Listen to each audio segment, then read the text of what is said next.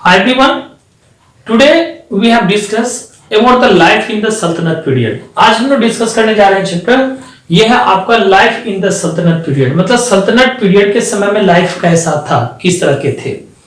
ये हम लोग का एक नया सा चैप्टर है. आज इसी को हम लोग क्या करते हैं तो डिस्कस करते हैं. Now we know that very well here the Delhi Sultanate marked the beginning of a new chapters in the Indian history. अगर हम लोग बात करते हैं ना इंडियन हिस्ट्री की, या फिर जो खास करके हमारे यहाँ जो हिस्ट्री घटी थी, कहानी वगैरह सब हुई थी, इसमें दिल्ली सल्तनत का एक बहुत बड़ा सा रोल माना गया था, जो कि एक तरह से बिगिनिंग माना जाता था नए चैप्टर का, यानी कि नई अध्याय का यहाँ पर में स्टार्ट होना. क्योंकि कहा गया कि तो एक्सटर्नल जो इन्फ्लुएंसेस थी उस समय में, external influences combined with the traditional Indian culture.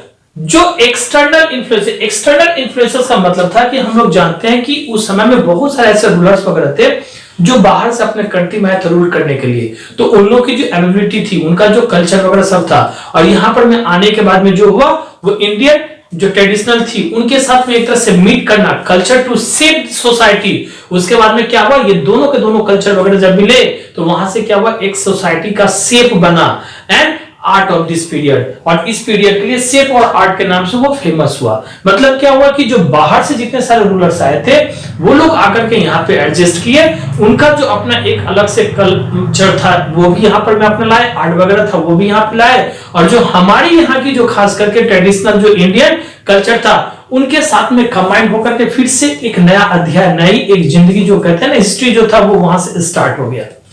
अब हम लोग आते हैं इसमें सबसे पहले सोसाइटी के बारे में, कि उस समय में सोसाइटी का क्या पोजीशन था और कितने पार्ट्स में, कितने काइंड्स में, जिसको हम लोग कह सकते हैं कि द सोसाइटी जो था वो ग्रुप में वो डिवाइडेड था. तो on that time there were 4 social groups in the Sultanat period. कहते हैं कि अगर हम लोग सल्तनत पीरियड की बात करते हैं तो वो कम से कम आपका 4 ग्रुप्स में जो था, सोशल ग्रुप्स में था, वो डिवाइडेड था. कितने ग्रुप्स में थे?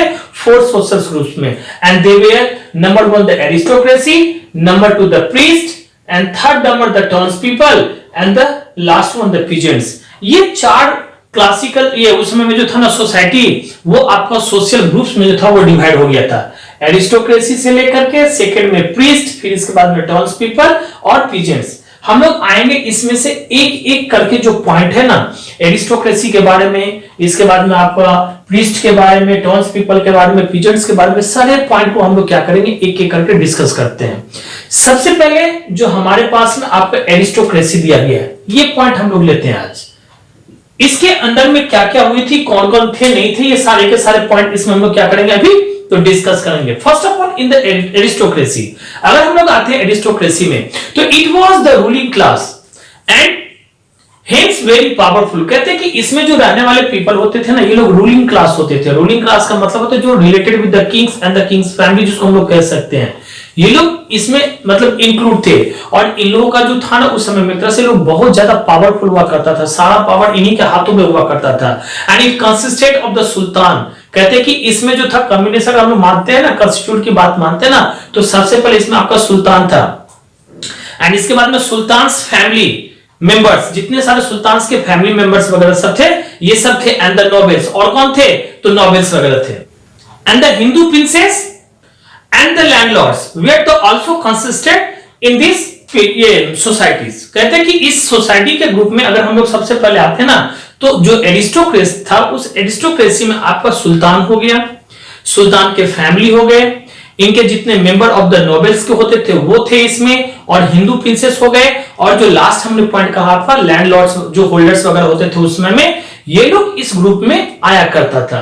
तो इतने सारे अगर पीपल एक के बाद, जैसे सुल्तान हो गए, उनके फैमिली हो गए, या फिर अगर नोबेल्स वगैरह हो गए, तो ये लोग क्या थे, बड़े ही पावरफुल हुआ करते थे. इसलिए ये लोग एरिस्टोक्रेसी के अंदर में जो था वो रहा करते थे. Now the sultan was the centre of the power, और इसमें कहा गया है कि सुल्तान जो था ना एक तरह से सेंटर ऑफ द पावर के रूप में जाना जाता था. मतलब सारा पावर इनके हाथों में ही हुआ करता था. एंड द खुटबा वाज रीड इन, अगर हम लोग बात करते हैं खुटबा का, तो खुटबा के बारे में भी हम लोग आएंगे. आखिर ये खुटबा होता क्या था, उस समय में किसके लिए कहा जाता था. तो खुटबा was read in his name. कहते हैं कि उनके नाम के साथ में ना खुटबा को रीड किया जाता था. किसके लिए? To acknowledge his position and the power, कि उनकी पोजीशन क्या है, उनका एक्नॉलेज क्या है पावर के लिए। अब हम लोग आते हैं, ये जो वर्ड हमारे पास में खुटबा बोल के दिया गया है, ये खुटबा क्यों ऐसा मतलब एक तरह से कहा जाता था? तो खुटबा का मतलब होता है कि a sermon read in the name of the king, एक ऐसा सरमन। आप बोलोगे कि सर ये सरमन का मतलब क्या होता है, हम लोग इसमें भी आएंगे, सबसे पहले इसका मतलब समझ लेते हैं। A sermon read in the name of the king emphasizing his rights to rule, मतलब एक तरह से एक ऐसा सरमन कहना जो रीड किया जाता था नेम ऑफ द किंग के साथ में, जहां पर उनके राइट के बारे में एक तरह से इन्फ्लुएंसेस की जाती थी, स्पेशल इंपैक्ट दिया जाता था कि किस तरह से वो अपना राइट जो रूल्स के हिसाब से करेंगे। अब आती है बात, हम लोग आते हैं सरमन का।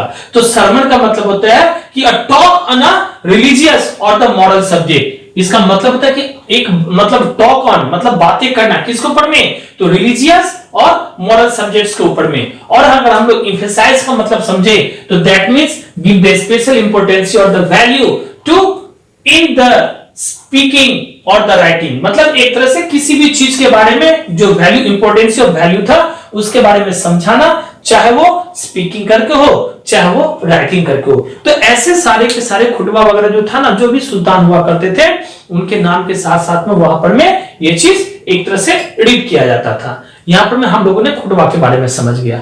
अब आते हैं हम लोग इसके बाद जो नेक्स्ट पॉइंट हम लोग का दिया हुआ है वह हम लोग का सेकेंड, जिसमें आपका खास करके प्रीस्ट का दिया गया है। इसके बारे में अब हम लोग पढ़ेंगे। सीक्रेट पॉइंट जो हमारे पास में है वो प्रीस्ट। प्रीस्ट का मतलब क्या होता है? जैसे हम लोग कहते हैं कि हिंदुओं में पंडित वगैरह का होना, ब्राह्मणों का होना, मौलवियों का होना, मुसलमानों में जैसे हम लोग कहते हैं ना, तो उसी तरह से वहां पर में प्रीस्ट को एक तरह से माना गया था। कहते हैं कि अगर हम लोग ब्राह्मण की बात करते हैं उसमें हम लोग ने उस समय में सोशल क्लासेस की भी बात की थी, खास करके जो उस समय में जितने सारे मतलब कास्ट वगैरह हुआ करते थे, तो जिसमें ब्राह्मण क्षत्रिय ये सब का नाम हम लोग ने बहुत मतलब जो इससे पहले चैप्टर हम लोगों ने किया था उसमें भी डिस्कस किए गए थे।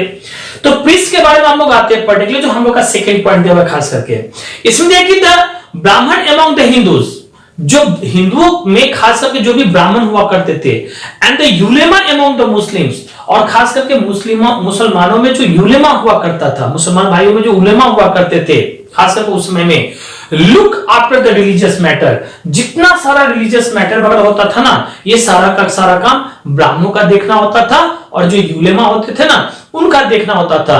And they advice to the sultan, और इतना ही नहीं, ये लोग क्या करते थे उस समय में, जो सुल्तान हुआ करते थे ना उनको एक तरह से एडवाइस दिया करते थे ऑन इंपॉर्टेंट रिलीजियस इश्यूज। और इसमें क्या था कि जो भी रिलीजियस इशू वगैरह हुआ करती थी इसके ऊपर में ये लोग अपना अपना एडवाइस वगैरह दिया करते थे। तो जो सुल्तान होते थे उनके समय में ब्राह्मणों का भी जो मेन होता था, यानी कि जो पंडित होते थे ब्राह्मण वगैरह वो लोग हुआ करते थे, और मुसलमानों में जो भी खास करके इसमें जो यूलेमा के बारे में कहा गया, तो वो भी ये दोनों के दोनों ही उस समय में जो राज दरबार वगैरह होता था ना वहां पर प्रेजेंट होते थे, और रिलीजियस मैटर से लेकर के एडवाइस वगैरह जो भी देना होता था सुल्तान को ये लोग दिया करते थे।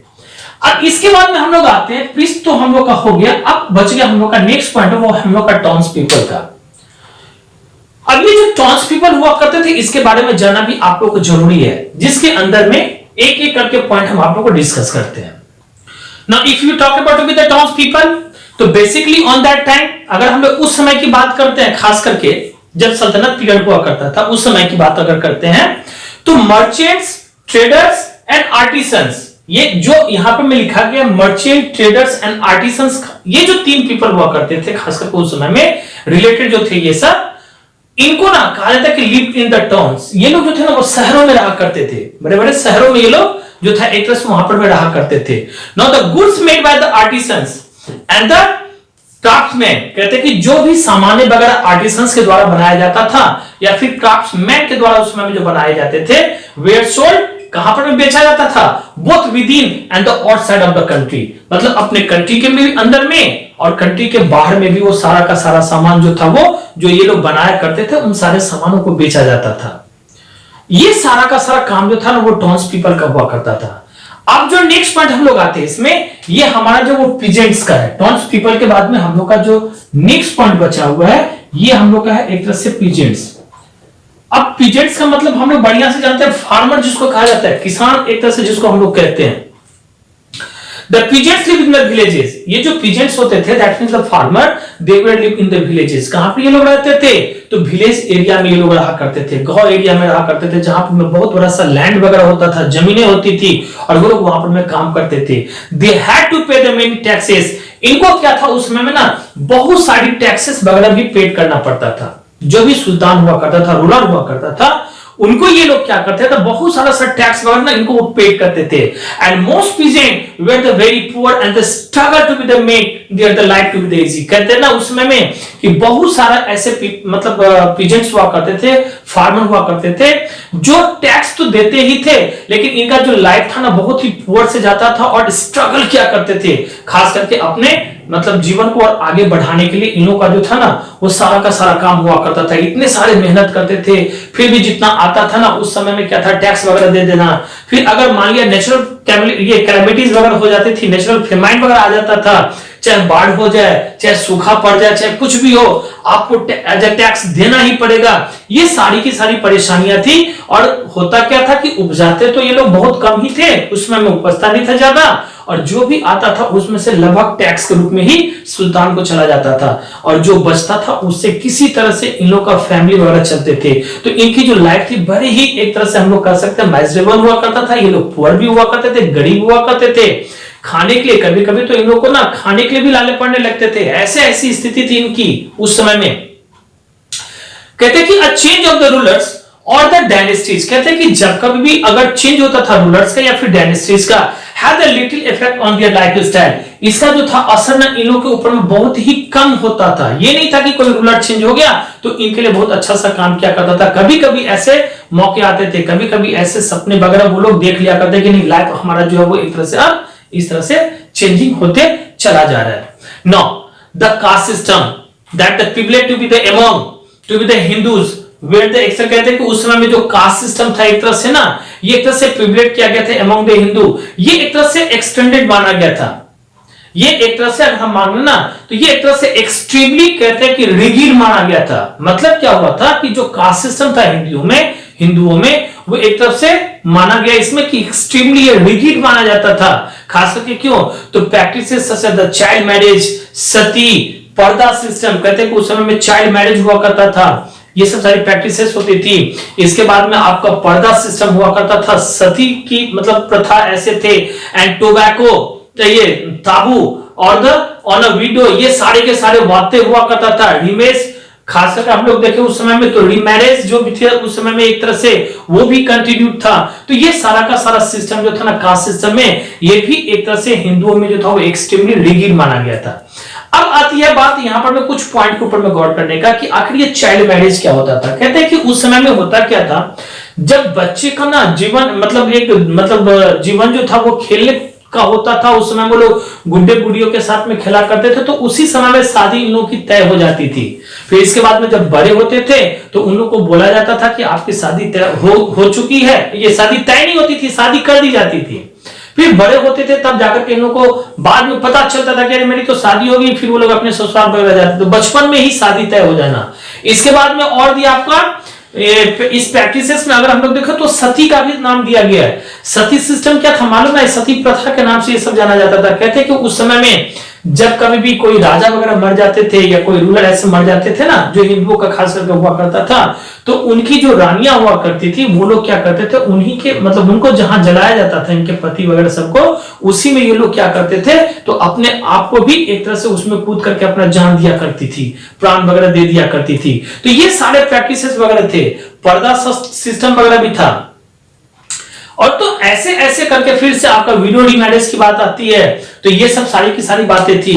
तो ये सारा का सारा सिस्टम जो था उस समय में कास्ट सिस्टम में ये सब सारी की सारी प्रिविलेज थी, वो खास करके हिंदुओं में हुआ करता था।